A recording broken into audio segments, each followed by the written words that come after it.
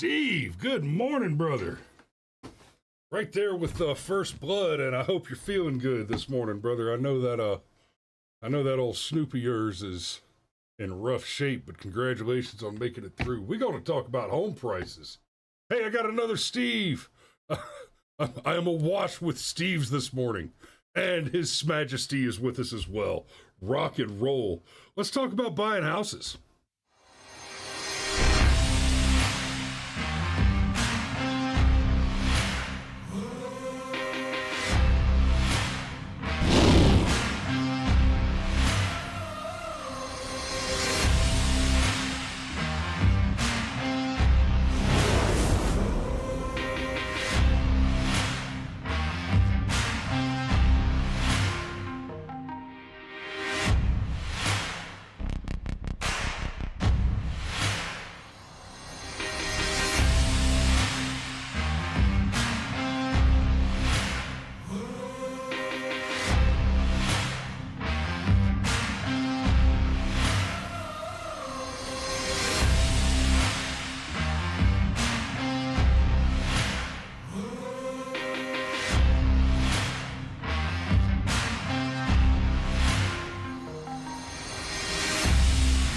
All right, good morning. I see James joins us this morning too, and Cindy D joins us this morning. Awesome. Sergeant Major says the coffee is hot, and he is not mistaken. Nothing like a good hot cup of get shit done first thing in the AM. So, it has been a slow news week. Sort of. It's actually been like 2 slow news weeks. The big items in the news have been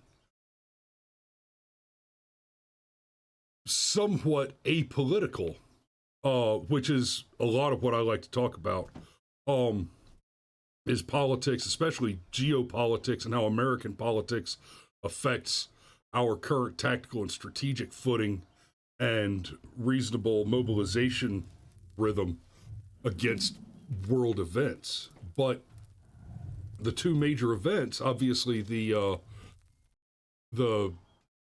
container ship crashing into the bridge last week, that's a big deal, and there are questions that need answers. We saw, watching the video of that, it could be a culmination of catastrophic events that ended in an unpredictable tragedy, but it's a very suspicious maneuver, and it's especially suspicious that the government reporting on it was immediately, oh, there's nothing to see here, it was just an accident. Like, yeah, there's a timing thing, right? If it takes you a month to figure out who won an election, we get suspicious. If you know exactly what happened in a complex situation that involves a catastrophic result, and you know that immediately, we are also reasonably suspicious of that determination. The other big item, 7.5 on the Richter scale earthquake in Taiwan yesterday. I suspect that we will be hearing a lot of updates, missing persons, body counts, property damage totals throughout the day today and tomorrow. We don't have a lot of that information yet. That's one where the damage is so extensive that it's very difficult to calculate and report on the damage. Steve says 2 in Taiwan. See?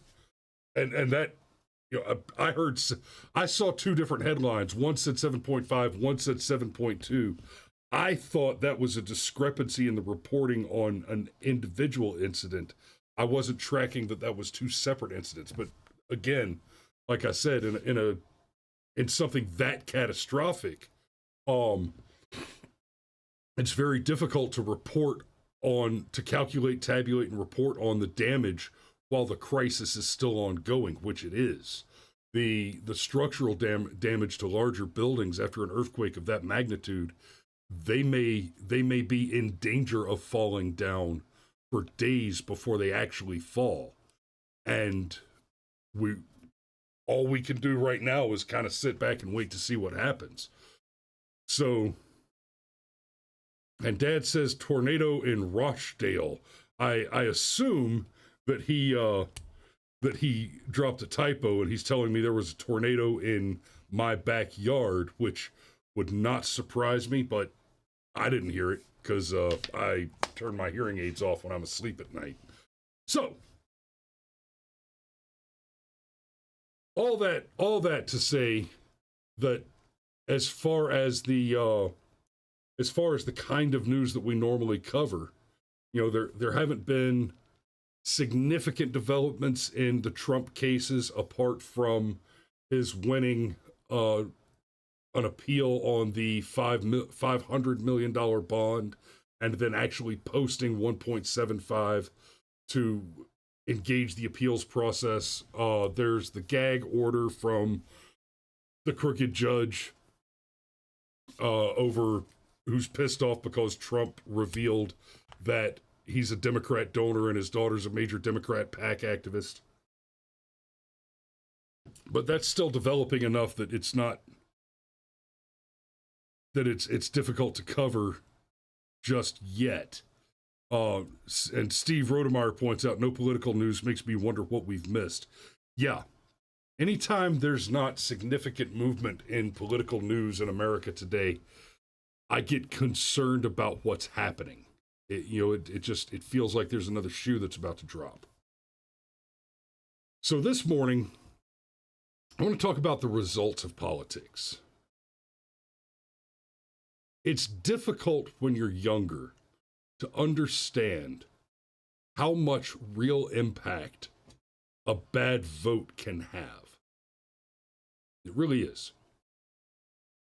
But our 20-somethings and early 30-somethings are starting to feel the pinch for real. And there are a couple of articles that came out in the last few days that really highlight that. So, as many of you know, right now, me and my family, we're in the process of trying to buy a new house and move. And we found one that fits the bill. We like a lot about it, and hopefully we'll be moving in at the beginning of May. And fingers crossed. I don't want to jinx anything, and I'm not going to go into too much detail on that. But we've been looking for a while, and the biggest hurdle that we've run into, right? I mean, I'm functionally retired, and I've got a pretty good income on my side gigs. We do all right. The biggest hurdle we've run into is a thin inventory. We were looking for, let's face it, a lot of house. I've got 4 kids. We're looking for, a decent sized house on a decent sized piece of land in a particular type of community, and it's hard to find, right? It is a thin inventory, especially for what we're looking for, the size of house we're looking for, etc. And we've seen some beautiful properties that were either too far away from where we want them to be, or it wasn't enough land to justify the price, or et cetera, or there was something wrong with the house, et cetera, et cetera. But we found something that looks pretty good. And we are extremely fortunate in that. Now, it's been a hard slog. I've been trolling Zillow and Realtor.com and LandWatch and Land.com and all those for months and months and months, trying to find something that fit the bill. And thankfully, we found something that came in well under what I was prepared to spend on a house, and that's a boon in and of itself. But let's talk a little bit about what that situation looks like for the average American. I'm going to start with this article. This is substantial. Americans now need a six-figure salary to afford a typical home in nearly half of U.S. states. They're saying that essentially, on average, in order to buy an average home, the average family needs an average income of $110,000 a year. Now, $110,000 a year, guys, I remember in the 90s, I had a buddy with a wife and a kid. Late 90s, I had a buddy with a wife and a kid who was super stoked that he was making $56,000 a year, had a decent little house that had, I think it was a 3-bedroom house. So they had their master, they had the room for the kid, and they had another room that was kind of spare that was his office. Rhodey says you need more than a six-figure salary that starts with a 1. Yeah. Well, that was, so that just a little over 20 years ago, that $56,000 a year, like, I don't want to say he would brag about it, but he was super impressed with himself for being in that position then. Where we are today, it is not the case that the prices have risen dramatically. That's not what happened. Our government has failed so dramatically in so many ways, right? $3 trillion in debt when Bush the Lesser was elected. He doubled it, and then Obama doubled it. We went from $3 trillion in debt over the entire bicentennial history of the United States and all presidents to 30-something trillion today. And, while Trump was in office, the Dems, well, look how much Trump's increased the debt by. Donald Trump increased the debt by the cost of its interest service per year throughout his presidency. It tripled under Obama. It went from just under 8 to almost $25 trillion during Obama's presidency. And then Biden has managed to add another near 50% to that.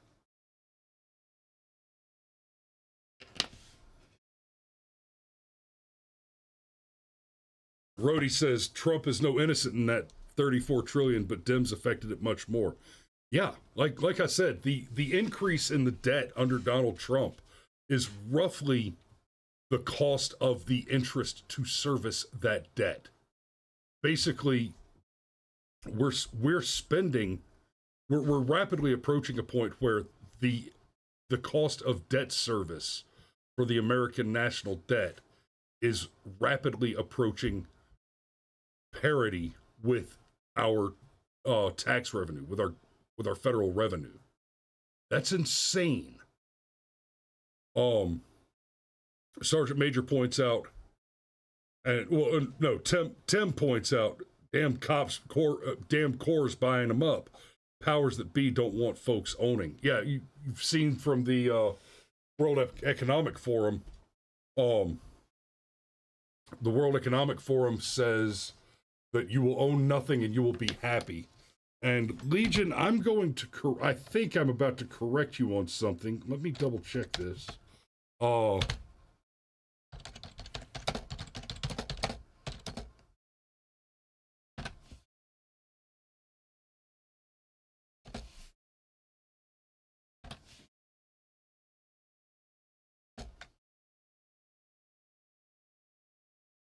The household size of 5. So yeah, at 56K, I qualify. If I was making $56,000 a year with a family of 6, right? $56,000, that would be poverty, right? That would qualify me for all the food stamps and all that other garbage. So, it's bad. Tim Lowry says it took us about 15 houses to find one. I made an offer yesterday. Hey, congratulations. Interest rates, and he says interest rates suck. Our offer was accepted day before yesterday, Tim. And you're right, interest rates suck, but they suck just a little bit less today than they did back in December when I almost bought a house. And something else popped up in the middle of that, but there was a slight problem with the VA on that one, but that's too much to get into right now. So, it's a harsh reality that Allison Dunbar, a product development coordinator and aspiring homeowner in Pittsburgh, quickly realized while speaking to her oldest brother about his home buying experience in the same city a few years ago. He bought his house in Pittsburgh in 2018, and he got a very nice house in a nice area that fits his family now for $20,000 under asking. That is not a thing in Pittsburgh anymore. A combination of high mortgage rates, rising home prices, and low housing inventory over the last 2 years is pushing home ownership further out of reach for would-be home buyers. To afford a median-priced home of $402,000, they're saying that the average home in the United States today cost $400,000. Americans need an income of $110,000, according to a new Bankrate analysis. That's nearly a 50% increase in just the last 4 years. 4 years. A 50% increase in 4 years. And we keep hearing about Bidenomics. Oh, things are doing great under Bidenomics. All the bad numbers are coming down and all the good numbers are going up. Oh my God. Yes, if you come in and you burn the place to the ground, then oh wait,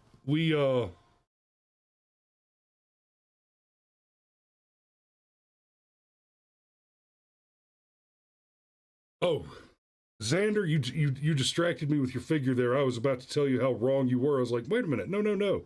It was already way over 8 trillion under Trump. I see. You're saying that Trump increased it by 8. And you're right. Trump did manage to increase the debt by roughly 1/3 of what Obama left us with. That is fair to point out. That while he wasn't perfect, he did do an amount of damage that was roughly equal to 30% of the amount of damage done by his predecessor and his antecedent. So, Jamie LaBouffe says, so, what are you talking about? Well, listen for a minute and you might catch up. You're 20 minutes late. Okay, we'll try again at tomorrow's formation. Formation is at 07:30.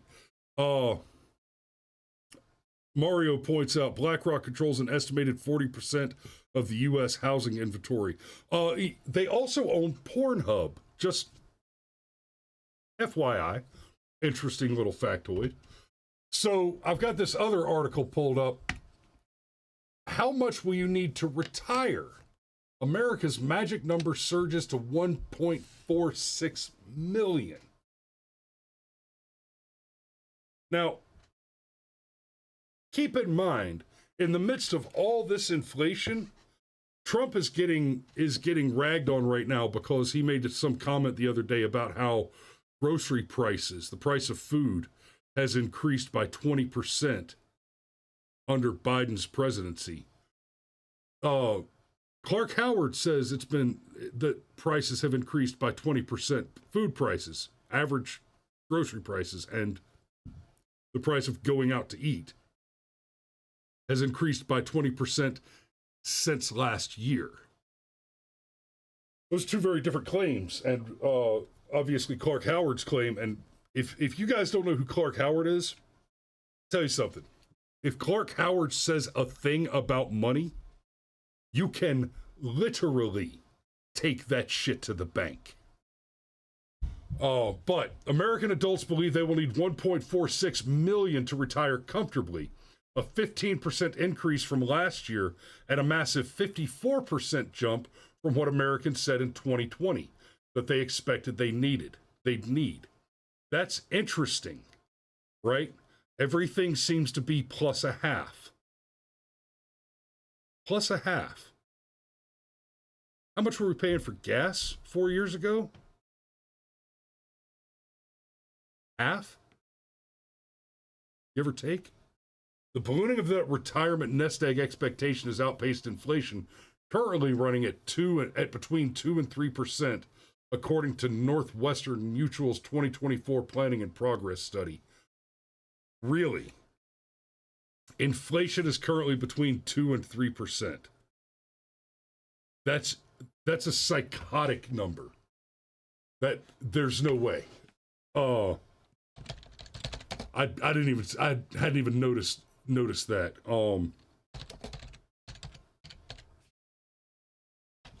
Is that really the number that they expect us to buy? U.S. inflation calculator.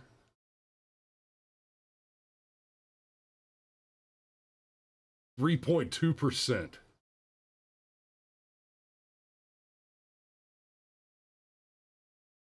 Really? I find that very difficult to believe. They're showing us this chart right here that says, where'd the chart go? I can't see the chart in this view. Showing us this chart here that says, according to this chart, the inflation rate in 2021 was only 7%. That seems incredibly dubious to me. That seems incredibly dubious to me. That sounds like how Barack Obama suddenly got the unemployment number down below 8% at the end of his October, right before his re-election campaign, right before his re-election.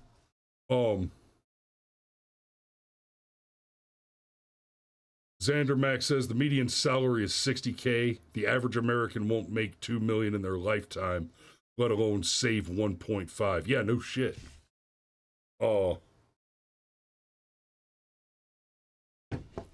No shit. That's a psychotic pile of numbers.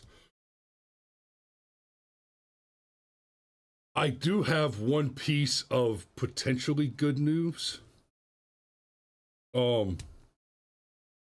Legion says the inflation number is farcical. They changed how they calculate it by not including food. I'd like to see a source on that. I'm certain that they changed how they calculate it in order to tell the lie that they told. I'm not sure exactly how they made the change.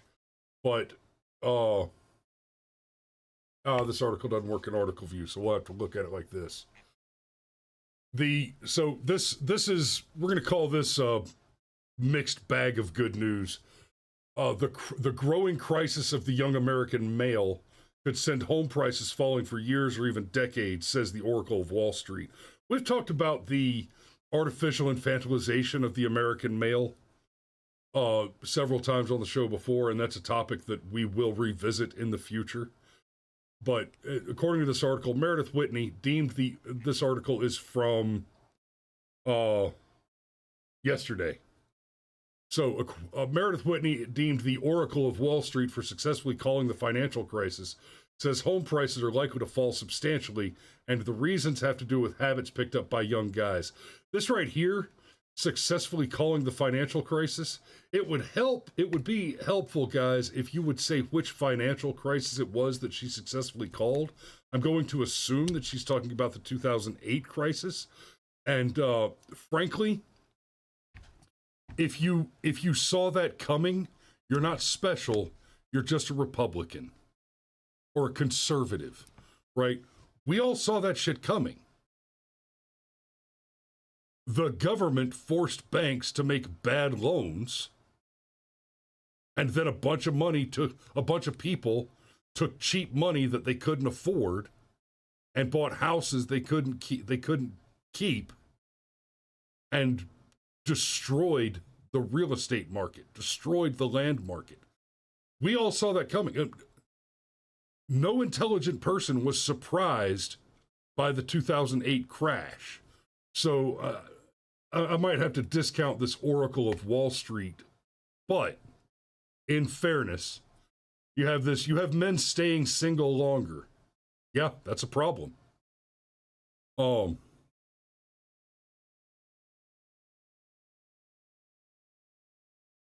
Steve, I'd have to. That's why I say this. Just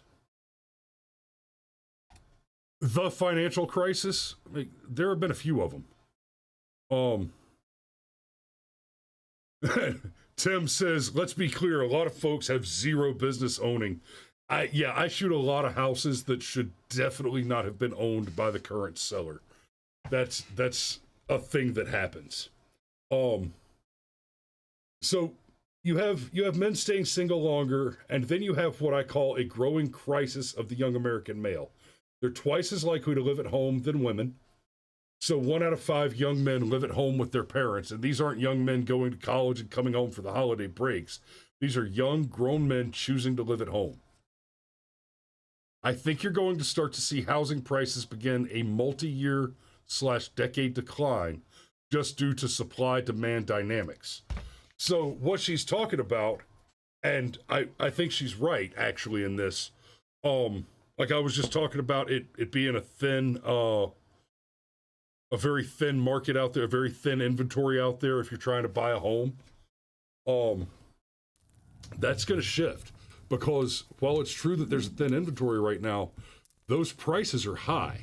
We just covered the median new home price in America right now is around $400,000. And that's for a shitbox on a postage stamp in most suburban communities. And like I said at the beginning of the show, we were just shopping for a house, and I am not looking for a shitbox on a postage stamp. That's not in the cards. So what's going to happen, and this is typical of economies generally, because the prices are so high, you will see a decline in demand. A decline in demand will cause that supply to not be culled over time, which will allow that inventory to build back up. Well, as the supply goes higher and supply and demand begin to meet each other, then the prices will seek an equilibrium between the level of demand and the level of supply. The more supply, the less effect demand has on price. So she's right there. I think that's going to happen kind of slowly. Mario says, bullshit. Infinity immigration will continue to fuel demand. Home ownership is the privilege of rich immigrants. Maybe, except that we're seeing these immigrants now moving in here and living in, 5-star hotels in New York and then stealing houses from people. And they're not stealing cheap houses, right? The story we covered the other day where the cops came and dragged the homeowner away, that was a $1.5 million house. Now, it was a shitbox on a postage stamp, but it was a highly desirable postage stamp, we will say.